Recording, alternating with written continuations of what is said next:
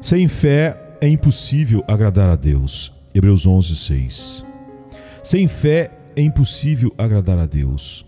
Nunca aconteceu um caso registrado na Escritura de alguém que tenha agradado a Deus sem fé. O capítulo 11 do livro de Hebreus é o capítulo dos homens que agradaram a Deus. Escutem seus nomes. Pela fé Abel ofereceu a Deus o mais excelente sacrifício. Pela fé Enoque foi transladado. Pela fé Noé construiu a arca. Pela fé Abraão obedeceu para sair ao lugar que havia de receber como herança. Pela fé habitou como estrangeiro na terra prometida. Pela fé Sara deu à luz a Isaque. Pela fé ofereceu Abraão a Isaque como sacrifício. Pela fé Moisés recusou os tesouros dos egípcios. Pela fé abençoou Isaque a Jacó. Pela fé Jacó abençoou a cada um dos filhos de José. Pela fé José, à beira da morte, lembrou do êxodo dos filhos de Israel. Pela fé passaram o mar vermelho como por terra seca. Pela fé caíram os muros de Jericó. Pela fé Raabe, a prostituta, não pereceu. E o que mais digo?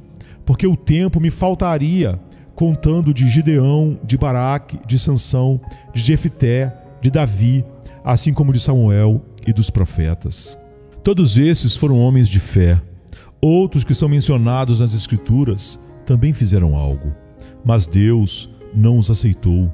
Alguns homens se humilharam e, contudo, Deus não os tem salvado. Assim fez Acabe, mas seus pecados não foram perdoados nunca.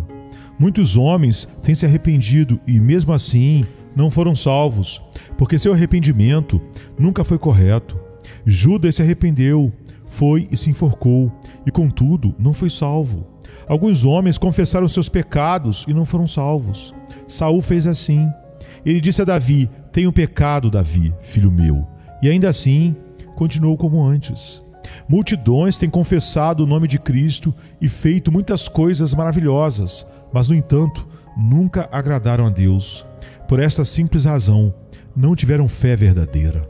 E se não há nenhum só mencionado nas Escrituras, que é a história de uns 4.000 anos, não parece provável que nos outros 2.000 anos da história da humanidade houvesse havido um, quando não houve um só nos primeiros 4.000 anos que conhecemos. 2. O seguinte argumento é que a fé é a graça soberana dada ao pecador que submete o pecador, e não há nada que possa fazer que um homem se humilhe sem fé, que é um dom da graça, um dom de Deus. Agora, a menos que uma pessoa se humilhe, seu sacrifício não pode ser aceito. Os anjos, sem pecado, sabem disso. Quando adoram a Deus, cobrem seu rosto com suas asas. Os redimidos também sabem disso. Quando louvam a Deus, lançam suas coroas nos pés de Deus. O homem que não tem fé dá provas que não pode inclinar-se. Por esta razão é que não tem fé, porque é muito orgulhoso para crer nos termos bíblicos. Ele declara que não inclinará sua mente totalmente. Ele quer reter suas opiniões ainda e misturá-las com a palavra de Deus e até mesmo julgar a palavra de Deus. Ele então não se converterá em uma criança, crendo mansamente no que Deus disse que ele deve crer. Ele é muito orgulhoso e não pode entrar no céu, porque a porta do céu é tão baixa que ninguém pode passar por ela, a menos que incline a cabeça. Nunca houve um homem que pudesse caminhar de maneira ereta até a salvação. Devemos ir até Cristo de joelhos. Pois ainda que Cristo seja uma porta suficientemente grande para que o maior dos pecadores possa entrar, ele é uma porta tão baixa que os homens têm que inclinarem-se caso queiram ser salvos. Por isso que é necessária a fé como a Bíblia a define, pois a incredulidade é uma evidência certa de falta de humildade. E agora, mais razões. A fé é necessária para a salvação, porque a Escritura nos ensina que as obras não podem salvar. Contarei a vocês uma história muito conhecida para que o mais simples dos meus ouvintes possa entender o que digo. Um ministro saiu para pregar um dia. Subiu uma colina que se encontrava em seu caminho. Ao pé dessa colina viviam alguns povos, adormecidos em sua beleza, rodeados de douradas plantações banhadas pelo sol. Mas ele não os pôde ver, pois sua atenção se concentrou em uma mulher que se concentrava na porta de uma casa que, ao vê-lo, chegou muito perto dele e disse: Senhor, tens aí alguma chave que possa me emprestar? Quebrou-se a chave do meu armário, onde há coisas que necessito urgentemente. O ministro respondeu: Não trago nenhuma chave. A senhora sentiu-se frustrada, pois pensava que todo mundo devia trazer chaves consigo. Mas, ainda supondo, disse o ministro, mesmo que tivesse algumas chaves, podia ser que não funcionassem em sua fechadura e, portanto, não poderia pegar os objetos que queria. Mas não se desespere, alguém virá com uma chave. Mas, disse ele, tratando de aproveitar a ocasião, alguma vez você ouviu falar sobre a chave do céu? Pois sim, disse ela, tenho vivido o suficiente e tenho frequentado a igreja suficientemente para saber que, se trabalhamos duro, se conseguimos o pão de cada dia mediante o suor de nossa testa e, se atuamos de maneira correta com o nosso próximo, se nos comportamos, como diz o catecismo, com humildade e reverência diante de nossos superiores, e se cumprimos com nosso dever no lugar onde Deus quis nos colocar, e se oramos com regularidade, seremos salvos. Ah, disse o bom ministro, minha cara senhora, essa é uma chave quebrada, pois você tem transgredido os mandamentos, não tem cumprido com suas obrigações. É uma boa chave, mas você a tem quebrado. Rogo-lhe, Senhor, disse ela, crendo que ele entendia do assunto e se sentindo assustada. Que tenho feito de errado? Disse ele, o mais importante de tudo, o sangue de Jesus Cristo. Por acaso você não sabe que a chave do reino se encontra em seu cinturão? Ele abre e ninguém fecha, e ele fecha e ninguém abre. E explicando-lhes mais claramente, disse, é Cristo e somente Cristo quem pode abrir a porta do céu para você, não suas boas obras. O que? Disse ela. São por acaso inúteis nossas boas obras? Não, disse ele. Não depois da fé, e se for resultado da fé, feitas somente para a glória de Deus e pelo poder que Ele concede, operando o querer e o efetuar segundo a sua boa vontade. Se você primeiramente crê nos termos bíblicos, você poderá ter tantas obras como queira. Mas se você crê, você nunca confiará nelas. Pois se confiar nas boas obras, já as teria corrompido, e não serão mais boas obras. Tenha tantas boas obras como desejar, mas deposite sua confiança, toda a sua confiança, em nosso Senhor Jesus Cristo somente. Se misturar alguma obra sua com a obra de Cristo, elas não são boas obras, mas obras malignas. Se não fizer assim, sua chave nunca abrirá a porta do céu. Pois bem, queridos, devemos ter uma fé verdadeira, porque a velha chave das boas obras está tão danificada por todos nós que nunca poderemos entrar no paraíso utilizando essa chave. Se algum de vocês pretende não ter pecado, eu direi com sinceridade, engana-se a si mesmo e a verdade não está nele. Se vocês pensam que mediante suas boas obras vão entrar no céu, não poderiam estar mais enganados. No último grande dia, vocês se darão conta que suas esperanças não valiam nada, e que como as folhas secas das árvores no outono, o vento levará todas as suas boas obras, ou serão queimadas pelas mesmas chamas que vocês deverão sofrer eternamente.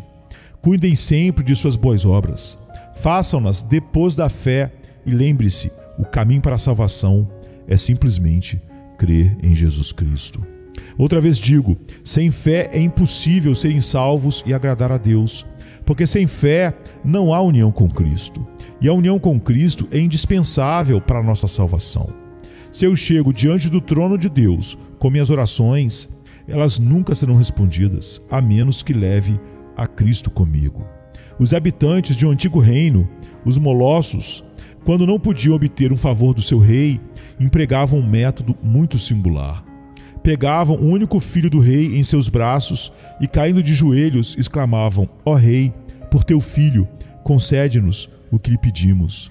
O rei sorria e dizia: não nego nada àqueles que me pedem algo em nome do meu filho. Assim é com Deus. Ele não negará nada ao homem que, de braço dado com Cristo e pedindo algo de acordo com o sangue e a glória do seu filho, se achegam a ele. Mas se vem só, será lançado fora. A união com Cristo é, depois de tudo, o principal ponto da salvação. Permitam-me contar uma história para explicar isto. As estupendas cataratas do Niágara são famosas em todas as partes do mundo. E ainda que seja maravilhoso escutar seu estrondo e seja um magnífico espetáculo, elas têm sido muito perigosas para a vida humana, especialmente quando de maneira acidental alguém é arrastado por suas águas. Há alguns anos, 2 homens, um barqueiro e um trabalhador das minas de carvão, navegavam em um bote e foram arrastados de maneira vertiginosa pela corrente e ambos, inevitavelmente, caíram no abismo e seriam despedaçados. Umas pessoas na margem os viram, mas nada podiam fazer para resgatá-los.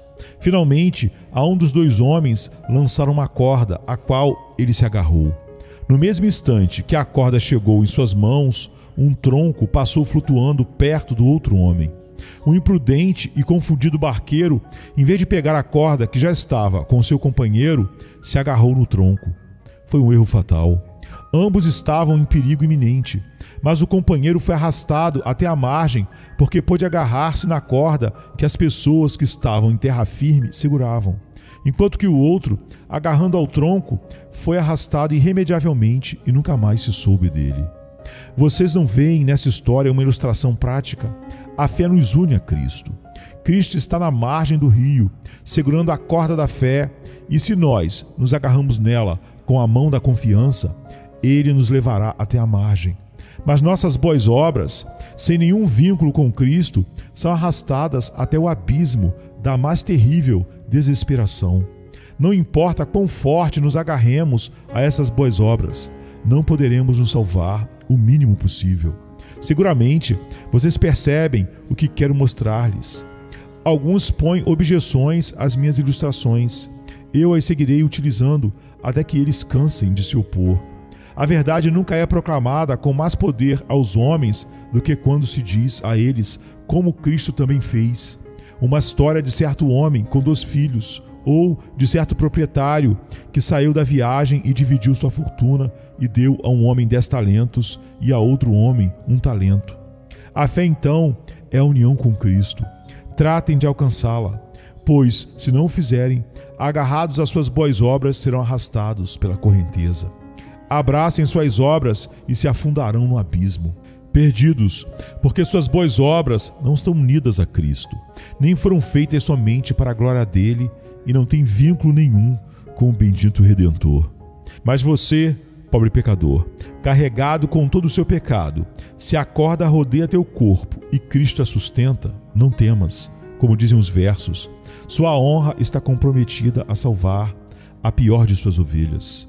Todo aquele que seu Pai Celestial lhe deu, suas mãos certamente segurarão. Somente um argumento mais e terei terminado. Sem fé é impossível agradar a Deus, porque sem fé é impossível perseverar na santidade. Que grande multidão de cristãos de conveniência temos hoje em dia. Muitos cristãos parecem com alguns marinheiros que em bom clima navegam na superfície do mar em um esplêndido esquadrão, como os poderosos barcos. Mas no mesmo instante que o vento forma ondas, baixam as velas e se afundam nas profundezas do mar. Muitos cristãos atuam dessa maneira. Em boa companhia, nos salões evangélicos, em lugares cristãos, nas capelas e nas sacristias, são tremendamente religiosos. Mas se os expõe um pouco ao ridículo, se alguém zomba deles e lhes chamam puritanos e fundamentalistas ou algo parecido, neste instante se acaba sua religião até o próximo dia bom. Depois, quando o dia é agradável outra vez e a religião lhes é útil para seus propósitos, novamente acendem suas velas e voltam a ser piedosos como antes. Acreditem, esse tipo de crença é pior que a falta de crença. Aprecio muito a um homem que é justo, um homem íntegro, e se algum homem não ama a Deus, não lhe permita que ele diga que ama. Mas, se é um verdadeiro cristão, um seguidor de Jesus, que assim o diga e sustente sua fé e palavra em qualquer lugar ou situação. Não há razão de envergonhar-se disso. A única coisa que devemos nos envergonhar é a hipocrisia. Sejamos honestos quando professamos nossas crenças, e isto será a nossa glória. O que fariam sem fé em tempos de perseguição?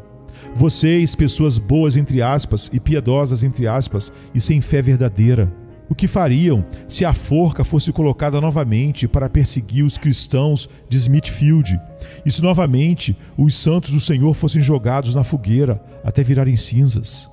Que fariam se prendessem novamente os Lollardos, esses antigos reformadores? Ou se os instrumentos de tortura fossem usados novamente? Que fariam se o cepo fosse utilizado para pegar os cristãos, como já foi outrora utilizado contra a igreja protestante do passado não tão distante, dando testemunho à perseguição contra meu predecessor, Benjamin Kitt, que foi posto no tronco em Aylesbury por escrever um livro sobre o batismo? Ainda assim, se a forma mais benigna de perseguição reaparecesse, tenho certeza que muitas pessoas se dispersariam por diversas partes e muitos pastores abandonariam seus rebanhos. Mais uma história que confio lhes fará ver a necessidade da fé e que me conduz à última parte do meu discurso. Uma vez, um americano que possui escravos, na ocasião da compra de mais um, perguntou ao vendedor: "Diga-me honestamente, quais são seus defeitos?" O vendedor respondeu: "Não tem nenhum defeito que eu saiba, exceto um. E esse defeito é que ele ora." "Ah", exclamou o comprador, "isso não me agrada, mas sei de algo que o curará logo desse mal." Então, na noite seguinte, Cuffey, assim se chamava o escravo, foi surpreendido na plantação por seu novo amo enquanto orava, pedindo por seu novo dono, sua esposa e sua família. O homem escutou a oração e na hora não disse nada. Mas na manhã seguinte chamou Cuffey e disse-lhe: "Não quero discutir contigo, homem, mas não aceitarei orações em minha propriedade. Então abandone esta prática." "Meu amo", respondeu o escravo, "não posso deixar de orar. Eu devo orar sempre. Se insistes em orar, te ensinarei a não fazê-lo." "Meu amo, devo continuar fazendo isso." "Bem, então te darei 25 açoites por dia, até que deixe de fazer isso." "Meu amo, ainda que me açoites 50 vezes, devo orar." "Pois por causa de toda a sua insolência que responde ao seu amo, receberá os açoites de imediato." Então, amarrando-o, lhe deu 25 açoites e lhe perguntou se iria orar de novo. "Sim, meu amo, devemos orar sempre. Não podemos deixar de orar." O amo olhou para ele assombrado. Não podia entender como um pobre homem poderia continuar orando quando não parecia fazer-lhe nenhum bem e só lhe trazia perseguição. O Senhor contou à sua esposa o que aconteceu. Sua esposa lhe disse: "Por que não permites que o pobre homem ore? Ele cumpre muito bem com o seu trabalho. A você e a mim não nos interessa o tema da oração, mas não há nada de mal em deixá-lo orar, sobretudo se continua realizando bem seu trabalho." "Mas a mim não agrada", respondeu o amo. "Espantei-me tremendamente. Se você tivesse visto como ele me olhava, estava com raiva? Não, isso não me incomodaria. Mas depois de tê-lo açoitado, me olhou com lágrimas nos olhos, como se tivesse mais pena de mim do que dele mesmo." Nessa mesma noite, o Senhor não conseguiu dormir. Dava voltas na cama de um lado para o outro. Lembrou-se dos seus pecados. Lembrou que havia perseguido a um santo de Deus. Levantando de sua cama, falou: "Esposa, podes orar por mim?" "Nunca orei na minha vida", respondeu ela. "Não posso orar por ti." "Estou perdido", disse ele, "se alguém não orar por mim. Eu não posso orar por mim mesmo. Não conheço ninguém na plantação que saiba orar, exceto Cuffey", disse a esposa. Fizeram soar a campainha e trouxeram a Cuffey. Tomando a mão do seu escravo, o amo falou: "Cuffey, podes orar por mim?" "Meu amo", respondeu o escravo, "tenho orado pelo Senhor desde que mandou me açoitar e tenho a intenção de seguir orando sempre pelo Senhor."